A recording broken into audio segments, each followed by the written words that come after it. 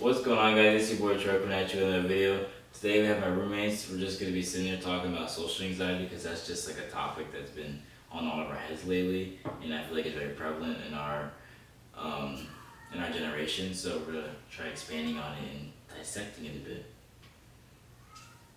Dalton, Yeah. what is social anxiety to you? Well, I mean, you got different realms of social anxiety. Like you have anxiety when you're social, like when you go out into large crowds and things like that. You have anxiety with yourself, like your ego, who you view yourself as, and you're anxious as to how you view yourself, and that brings anxiety to people. And there's little subcategories of it and everything. And today we're getting to the bottom of it. Yeah, like you said, there's a whole bunch of different types of social anxiety. I feel like a lot of it's kind of like almost self-imposed sometimes, like in most situations, because like you're your own worst critic. So if you think that what you said might have just sounded stupid, or you think you look a certain way or something like that, that people wouldn't like. You're gonna like be wondering about that the whole time and be kind of anxious. And it's not the other people saying it; it's you to yourself. Yeah. Like in your head. Yeah. Like, do you ever like say something really stupid and like you're like, what you think is really dumb? Like, oh damn, I should have. I shouldn't. That was like way too much. I shouldn't have said that. And then like in their head, from their perspective, they don't hear anything. Like they like literally like thought like passed, and you're sitting there dwelling on it, and it's like really not that big of a deal. Yeah, it escapes the other person's head that you just talked to right after you leave. Like, saying you're thinking about that for like you do. I think you're thinking about it moments after. So yeah, a lot of it I think is self-imposed. See, even if the other person did like remember it, it might not have been like something weird or something like. Even they just took it as like a normal conversation, maybe. A lot of people I feel like people don't realize other people like. Say you do something dumb, like you're getting out of your car and you trip. Like other people really don't give a shit about what you're doing. They just care about themselves because we're all pretty selfish creatures. Like we can be as selfless as we want, but like. At the end of the day, they're gonna go home to their house and not even think twice about what they just saw at the gas station. Like they have their own problems going on, their own anxiety that they're worried about, and it doesn't involve you, right? So like most people are in their own little bubble, and a lot of people get worried about how people view their bubble, and you got the lines mixed up there, you know.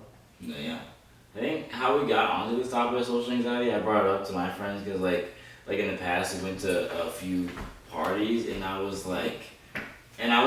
telling them like I feel like anytime like I've been out in like the recent times, like I feel like almost like I shouldn't say like the only way I can describe it is social anxiety because I just feel like I've always found myself like away from the party. Like we're always like almost watching the party. Like we'll be in a corner, we'll find a little cozy couch corner, and we'll just like post up and just chill over there with my friends, and I always felt like the best. And then if a song came on, I would dance for a bit, but then I would go back to my little corner. And I told my friends about that, and they seemed to like also agree with how I felt.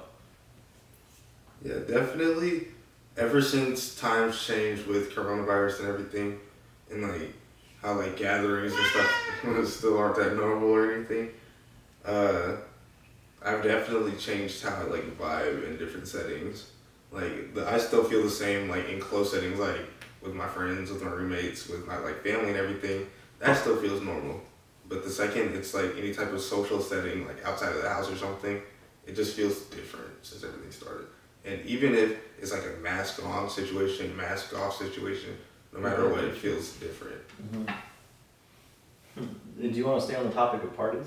No, I mean I was just telling that's how like it really started just for me. Like I felt like I just feel so comfortable around my friends now that like I feel like every time I'm out of that like realm of like my solid group of friends, like I always feel like disconnected from the other people like at the parties and stuff. And that could be because like I've talked to you guys about this before. Like if you go to a party and you see everybody splits off into their own groups, and that's just usually how it is. But like the real sociable people will be like alone, off, talking and having actual conversation at parties because you go to meet people and you want to talk to people and you want to like have these conversations. And the real sociable people will not be in the little masses. Those are just the people there to party, right? But like to have conversations and stuff, you have to split off. But like the anxiety comes from being around so many people that you kind of have to be in those social situations to meet new people to have those conversations. It's all webbed together, you know.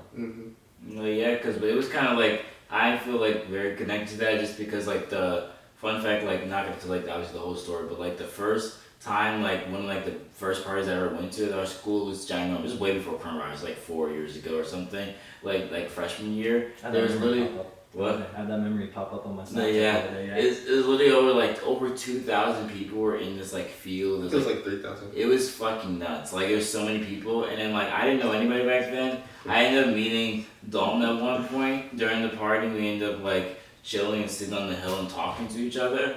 And I was able to like, and we were like apart with 3,000 people. We were sitting off to like in the distance, like on like a random bed of grass, and watching just the talked party. and watched the whole thing. It was like very interesting. Sure, there was moments where I was inside dancing and stuff like that, but I feel like we were just sociable. I didn't know each other. I feel like I learned so much and built that connection once we like. You can't build those connections at like the college level party once you leave like high school and you go off to college. You know, the party scene changes and it's more like club atmosphere where it's like super loud music. You can't hear the people next to you because it's for like dancing and stuff like that because you're drunk. But like you can't have conversations when there's super loud music in your ears and you can't hear the person next to you. So that's why like I said the more sociable people would be away from the music. Like split off. Yeah, they'd be having these conversations where you can hear each other and like communicate and things like that. So and that's sociability. You know. No, yeah, I 100% agree.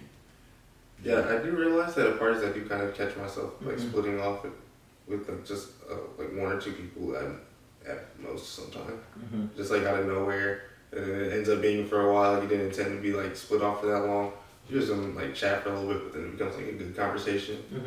And I guess I do see that happening a lot.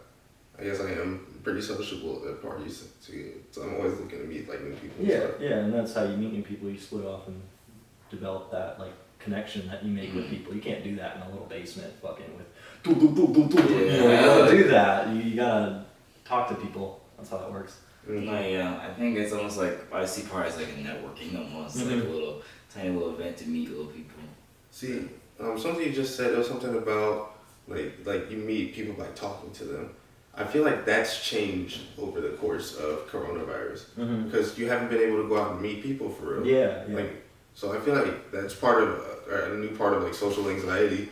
Like we've all been disconnected from each other in person for so long that like getting back to being comfortable around people again, like being around like specific people again, it's like really hard for some people right now. Yeah, the transformation from where we're at now into or where we were before into coronavirus and then back out if we ever do, that's a whole like shift in like culture, and I don't think it'll ever go back to the way it was, but like it's definitely gonna be different from now on. Now everybody's just kind of like at home on their phones and like texting and talking over like Instagram and Twitter and stuff, and that's not what we were meant to do. That's not how we were evolved to speak to each other and have these conversations, not over the phone, because I can't read your face, I can't see your facial expressions, I can't see your body especially language, like masks and stuff on too. Yeah, exactly. Like even with masks on, like you can't see these human interactions that make us connect better.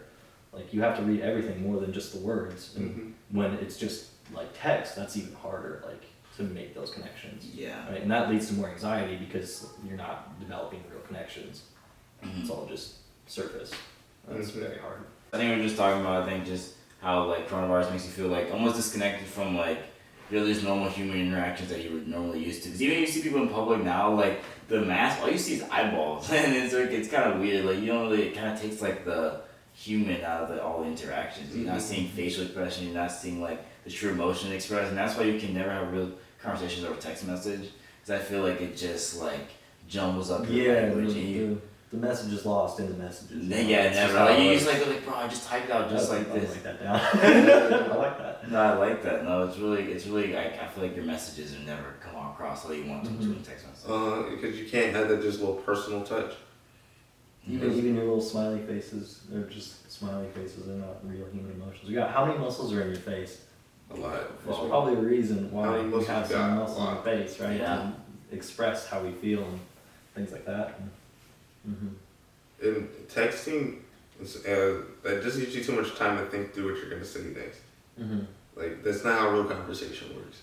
No. I think I was literally you just like sparked something else because I just read something about that, like how your text messages, it's a very like artificial, because like you see a text message from somebody, like they tell you like whatever, like they tell you whatever information or like whatever they're trying to tell you. You have so much time, you have like unlimited time basically to respond to it and create the most perfect response, and it's very artificial because you're never like you said in real life, someone's just like, yo, guess what just happened, blah, blah, blah, this. Like, you had, like, it was generally, like, surprising to you. You would have to think on the fly and be like, oh, how do I respond to You'd this? have those genuine emotions of shock. And That's like, what I'm saying. Yeah. Like, you're sitting there trying to read this text, but I'm just like, whoa, bro, that's crazy. Like, what is that? Like, it's way different from, like, a conversation in person. Mm-hmm.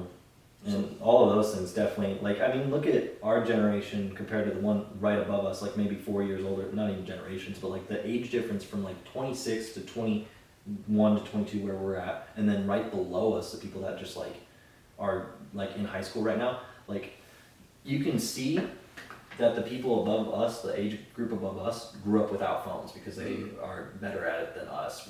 We grew up at like what age did you guys get phones? 6th grade. 6th grade? I was 8th grade. No, I think in 6th grade, but I had it was just for emergencies, just for calling mom. Yeah. I couldn't do anything else on it. And like the whole, like look how far we've come with phones and social media. Like that definitely has shifted how we communicate with each other in genuine and authentic ways. Yeah, exactly. Like my first phone was a slide phone. Yeah, Like, I couldn't even get on Facebook on it. Mm-hmm. Like I couldn't do anything on it. But then my next phone was an iPhone. It was an iPhone 4, and what's it called? Like that changed everything. Was that around when Instagram and stuff was around? That's when Instagram first came out. Yeah. It was 2013. Hmm. That was 8th grade basketball season. I got that phone. And social media also has risen the anxiety in so many people because like you can look at a 21-year-old who posts booty pics and then they're making millions and you're like, well, I should be way further than where I'm at, but like you're only 21, dude, and you're comparing yourself to somebody who sold their soul, you know. I was about to say, like, the comparing, that's the worst part to me because well, everybody does it whether they know it or not, and this comparison, like, what is that your Twitter bio? Comparison is the thief of joy. That's my Instagram bio. Your Instagram bio, yeah. It's like on Twitter, yeah. That is a very valid statement. 'Cause, like, That's why I put it on my Instagram bio, just because like Instagram is like I feel like way more like prevalent of that. The fucking comparing yourself to Instagram, especially. I feel like because you can curate a whole like catalog of like how good your life looks, but like it's all fake. It's social media is all just bullshit. the highlights. Yeah, that's why I took off all the pictures of my life and myself, and it's just art. Like it's all it needs to be. Like I don't want people don't need to know the insides, the inner workings and stuff. Like it's very. It seems even if I were to do it in an authentic way, it still comes off as kind of inauthentic to me. Like it's just a curated little magazine for people to look at and compare themselves to, and I don't want that. I don't want to be a part of that. Yeah, you post. Yeah, I'm very minimal with all my posts, and I definitely think that I had thought. I was saying with videos, like I do the exact same thing. It's almost like I don't like create like I can easily just make montages all day. I can just like we just have really fun days. We go skate, so I can just chop it up, just make really cool montage, and everyone's just wow, I wish I could live like them. Like I can make those all day. But I feel like it's more real to have different talks in different segments of my life because like it's almost like it's very raw, and I feel like it's very. I just feel like it's very real.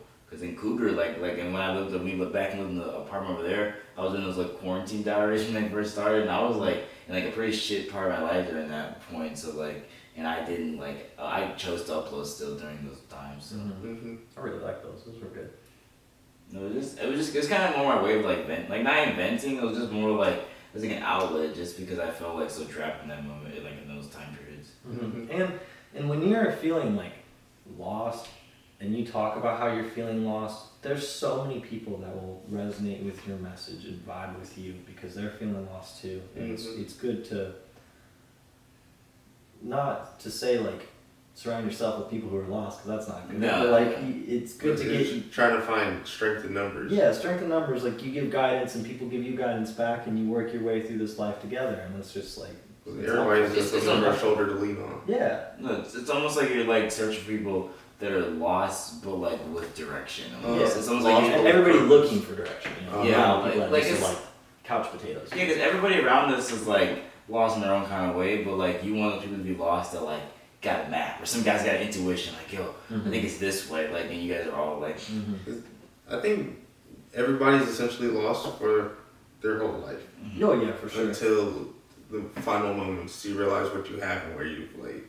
Where you are, and you have time to look back on it, and like, okay, and even that can be like a few years worth of time, because there are people who live very comfortably till the end of their life, and like have a chance to just like chill and literally just be in one place, and just like reminisce on the good times.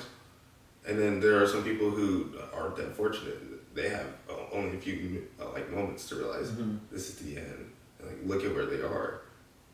Like, I don't know. That's a concept that sometimes I think about. It's like you gotta try to make it to where you can be able to sit back for a while and like soak in the good times, because that's what you have good times for, to remember them. And that's like the whole intuition thing that you were talking about. Like, it goes into finding those good times. Like, your intuition guides you to those, because like if you have really good intuition, it's good at spotting those lights and those green lights to go and those red lights to like, whoa, stop. And then like you get better at building your intuition. You get better at making those memories and finding those people that you love deeply and your friends that you care about, and like all these connections that you make. Because at the end of the day, like, you can't take any material thing with you. You have those memories, and you got to use your intuition to build your life and keep going in the direction you want and find these people that you love deeply and stuff. Yeah.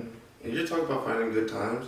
It's important to find those good times and dwell on those. Because people too often now dwell on the bad times, and then something good will happen. Maybe like something great, but then they'll just overlook it and just keep looking back at the bad time. I feel like that's a lot of what our culture in like the United States has pushed, is like you can't stop working, so you gotta keep going and going on to the next thing. So once you have something good happen, you're like, oh, that's cool, I gotta move on to the next thing. That's building the next good thing, and then you get over that real quick, and then you go on to the next good thing. And you never, like, especially us in our 20s, like, we don't even have time to sit and like really bask in like how great some moments are. Like, and that, hopefully that changes culturally, like, throughout our ages as we get older. It'd be nice to see. Literally in my iPhone notes, like, literally one of the first things, like, one of the things like in my list of videos to do, like, I just wanted to mention in my videos was like dwell on good times. I really wrote that because like I feel like people always talk about like, you always think about like a really bad portion of your life. It's really easy to think about that bad portion over and over again. Like you said, like, even small little accomplishments you make, you like wow, like, I was trying so hard to do that and I got that, and it's like, okay, next. Like, you don't really like sit there and be like, whoa, that was like really cool. Like, I feel like you don't hype yourself up enough. Yeah, like, you could use like even a little example. Like, you got a girlfriend now, right? So like, No, I'm just kidding. but like, okay, in the morning when you wake up, you kiss your girlfriend, right? And then like, you kind of just go on waiting for that next kiss, but like, you don't really sit and think about how grateful you are to have somebody that like loves and reciprocates that to you, and like how awesome it is to have like a partner. And that could be applied for so many things in your life. Like, you're just waiting for the next thing, and that hopefully changes. Yeah, you're not like, you definitely have to like suck in that good moment. Because if you're only counting, like, you need bad things in your life. You need it. You need hills and valleys, or else you don't appreciate your good times. You need the ups and downs, and you need to be prepared for the ups and downs. And also, one thing I want to talk about is if you're going downhill, and like, say that's easy. Say you're going downhill and this is the easy ride. Like, you just caught a good wind, right?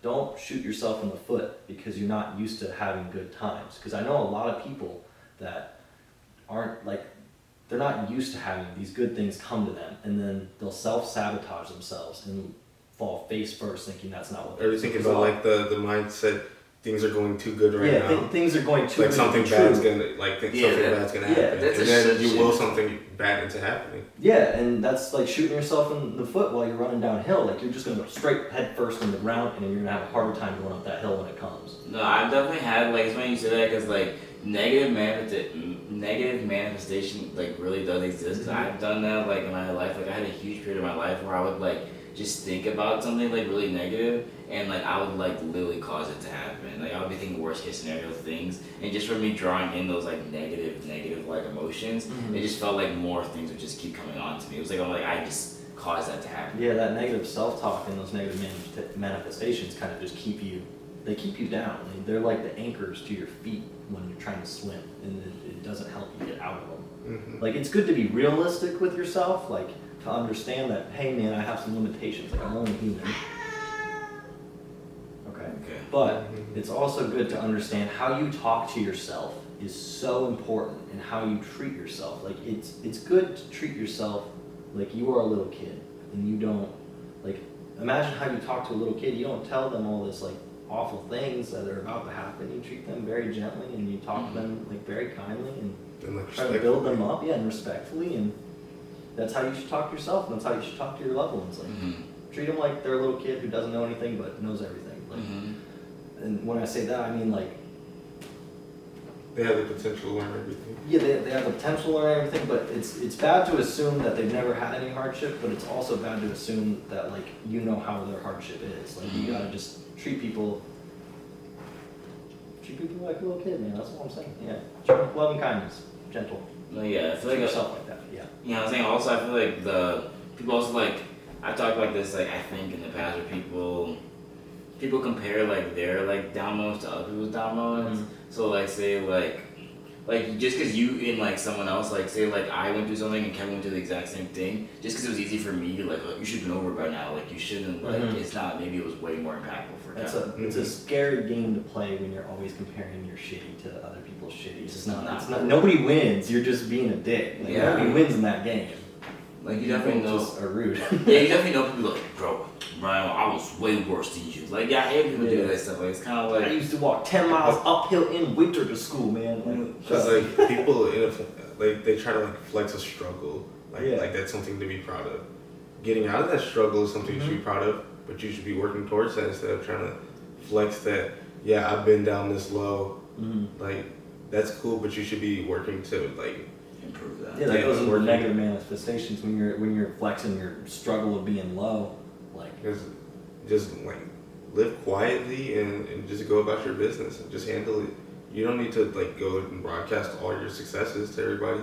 So if you treat every first down like a touchdown, but you're not scoring touchdowns like that, then what's it called? Then what's the point? Yeah, it's like I don't know where the whole conversation went. I feel like we kind of derailed from the social anxiety thing, but I feel like it was a good conversation anyway. And I think we're gonna wrap up this one, and we're probably gonna make another video on like something completely different. But hope you guys enjoyed. Do you have any closing thoughts or advice for the peoples? Special guest Mr. D says hi. go read my book called Yellow Revelations: Practical Advice to Live a Fulfilling Life. Cool. Love, peace, and chicken grease.